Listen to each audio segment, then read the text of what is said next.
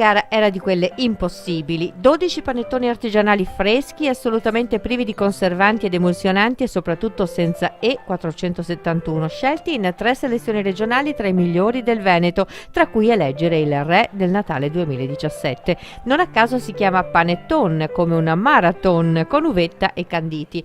La vittoria è andata a Luca Cantarin e alla sua pasticceria Marisa di San Giorgio delle Pertiche, che ha superato di misura i concorrenti pur di assoluto rispetto e tutti apprezzati per l'alta qualità, vincendo il premio della giuria critica e anche quello del pubblico nella finale all'antica Trattoria Ballotta di Torreglia.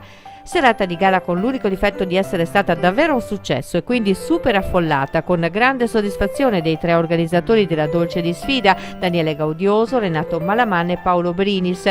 Secondo podio all'Osteria Zero di Zero Branco, apprezzatissima per il suo panettone delicato ed elegante. Medaglia di bronzo al chiosco di Lonigo a Vicenza. Ma, come detto, il pubblico ha apprezzato tutte le proposte, premiandole con una classifica davvero stretta.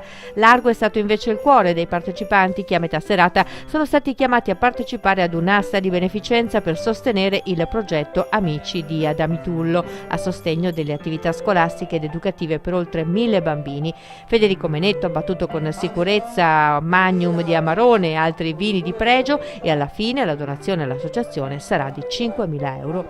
Un'idea nata nella taverna di Casa Gaudioso, che oggi è una delle più affollate manifestazioni venete, e per il 2018 si annunciano altre novità. Cantarin, per festeggiare questa e le precedenti vittorie al Panetton, ha promesso un laboratorio in diretta per fare provare a tutti come nasce un panettone di alta qualità.